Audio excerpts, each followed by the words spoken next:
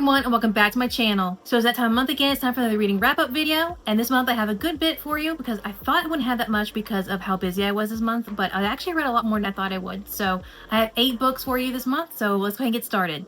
So the first book I'm going to talk about is Ghost Business by Jen DeLuca.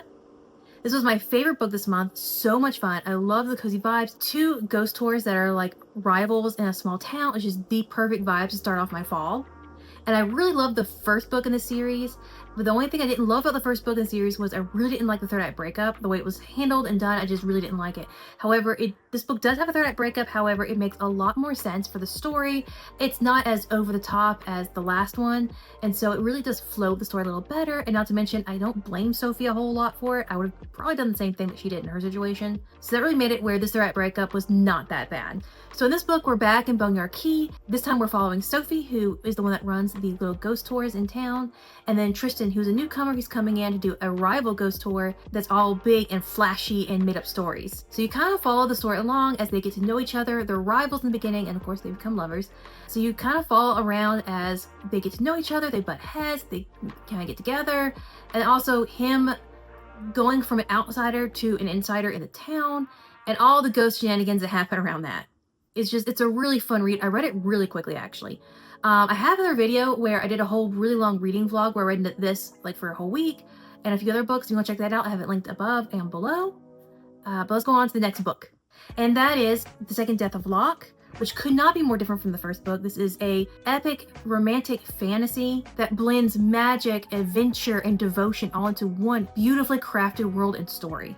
The story follows Gray and Kier, I think I'm pronouncing his name right, who are childhood friends turned like work partners, I guess you could say, in a manner. So in this world, there's mages and there's Wells, who are like the magic battery for the mages.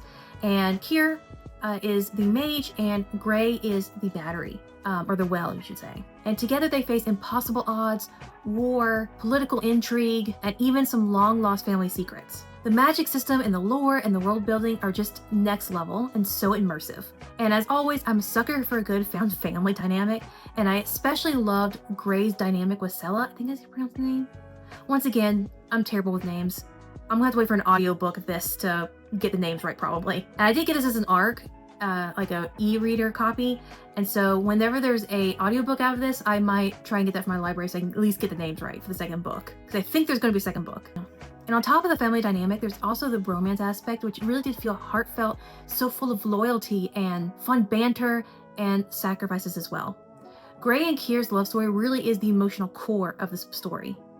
All of that aside, there was a good bit of like info dumping and early awkward stages of world building that did make the first half of the book a kind of a slow read, but it really did pick up after a while once all that got out of the way, which I guess is to be expected when she's trying to explain like a whole magic system, lore, and world building in such a short time.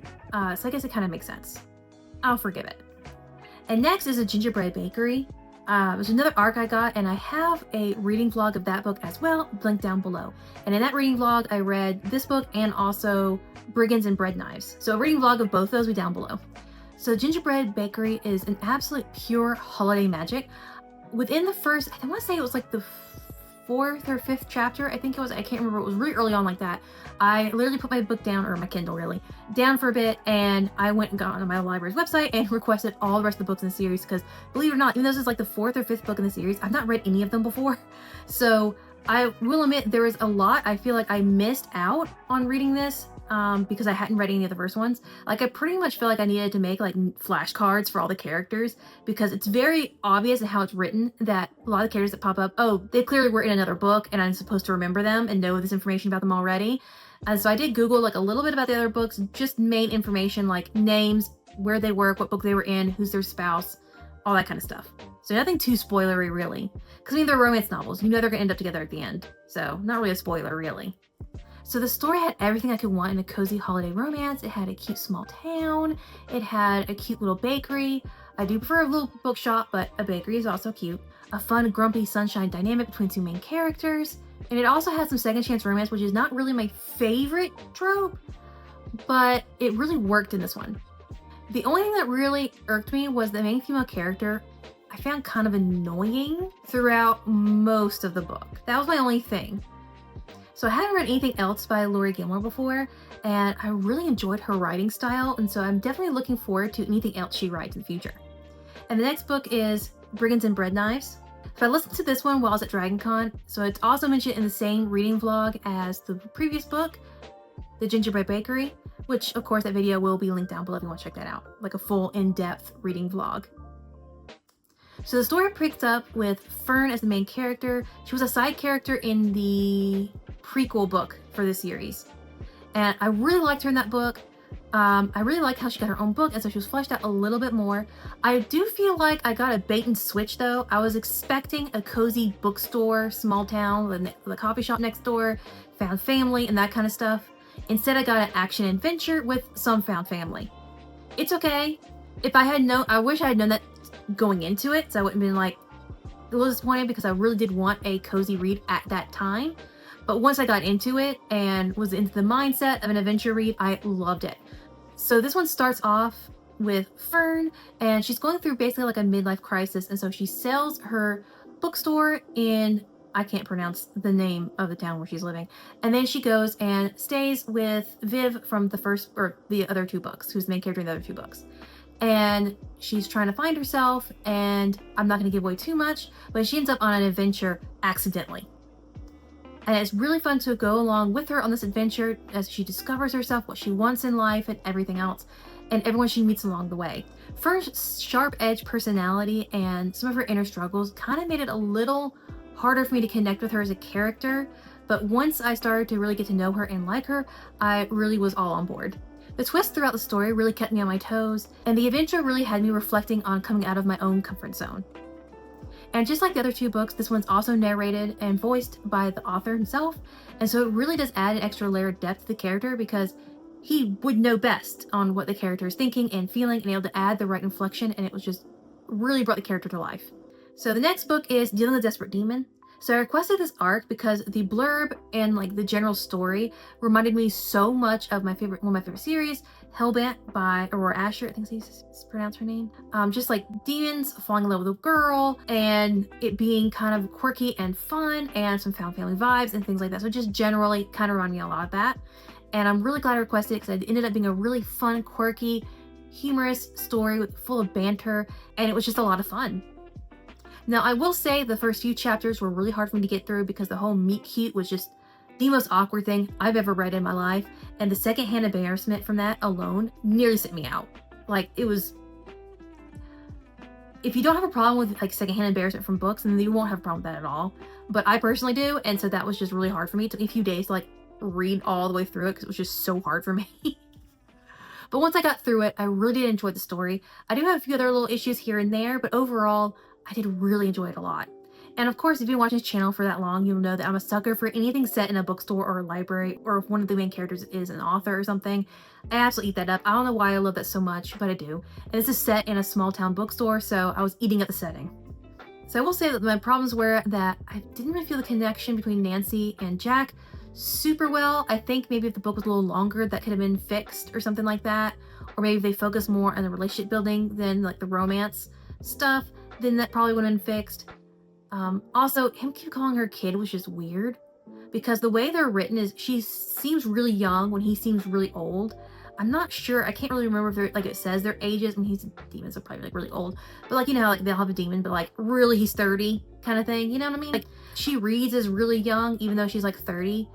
Like, she reads like how most authors like write 20-something-year-olds, and so it's just, she seemed really young, so it seemed a little weird. And then him calling her kid was not helping that situation any. So that was a little annoying. And also, I felt like the ending was a smidge rushed, but once again, I think if she just added like a few more pages, maybe like a chapter or two, maybe that could have been resolved, maybe, I don't know. This really felt like this was going to be part of a series, so maybe some of the stuff will be resolved or lengthened out in the next book, along with introducing some new characters or starting the new character story or something like that. I've read a few other books that were sort of like that, and it worked out pretty good, so we'll see. But still, it was a cozy, fun, easy read that I really do recommend for anyone who really likes an over-the-top paranormal romance. So the next book is Fall at Once by Nora Everly. It's part of the Cozy Creek collection. This is also another arc that I got off NetGalley. So I love the setup of this one. Maddie is going back to her small hometown, Cozy Creek, to help her grandma out with the family bakery, and her car breaks down while she's on the way over there. And who comes in there like a real life superhero but Cole, the local fighter and single dad, comes in and picks her up and helps her out and everything. And then almost instantly, her grandmother and the entire small town are working to matchmake these two together. The setting is really charming.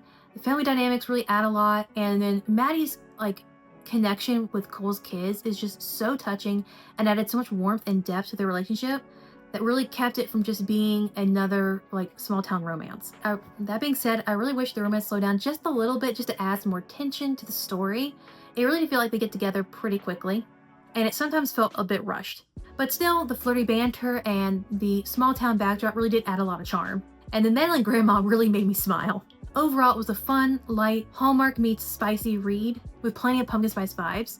A solid 3.25 or 3.5 for me. I enjoyed it, but I really would have liked a little more depth and a little more tension.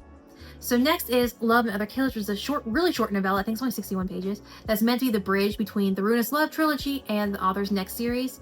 I read the Ruinous Love series, so I wasn't lost at all, and I really enjoyed it so much. It was just a really fun, like really long epilogue, really, for the series, and then a good starting, like a little mini prequel taste of the next series to come, which made me even more excited to go ahead and start reading it. I'm going to read it as soon as I'm done recording, by the way. And so if you read the Ruinous Love series, I really do highly recommend it. However, if you've not read the Ruinous Love trilogy, I would not recommend this. However, I'm not sure how important the Ruinous Love trilogy is going to be for the new series. I'm not sure how connected they are just yet. I'll probably have more on that next month when I finish tour season, because I'm definitely reading that this month. But I did really enjoy it. Like I said, it's basically just a really long epilogue of a series I really enjoyed. So of course I'm going to love it.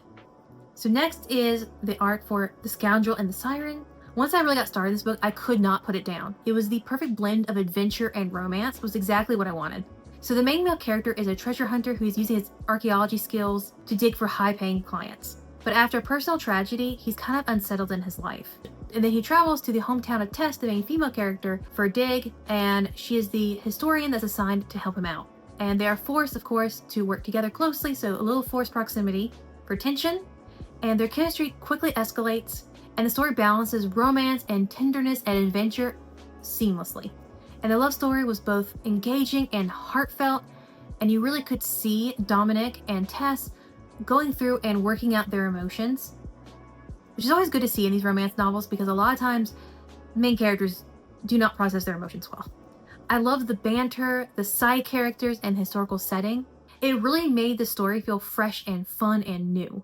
So even though this is part of a series, once again, I have not read the first book in the series, but I totally was not lost at all. I didn't even know there was another book in the series until I literally looked up like the book after I was nearly done with it to see if the author had written anything else for me to get. So you will not be lost at all if you want to read just this and not have read the first book in the series yet. So that's it for my reading wrap up for this month. I hope you enjoyed it. I would love to see what you've been reading this month, so leave down in the comments what you've been reading this month, and I'll see if it's something I need to add to my TBR too. So if you like this video and want to see more like it, please hit that subscribe button, and I'll see you in the next one. Bye!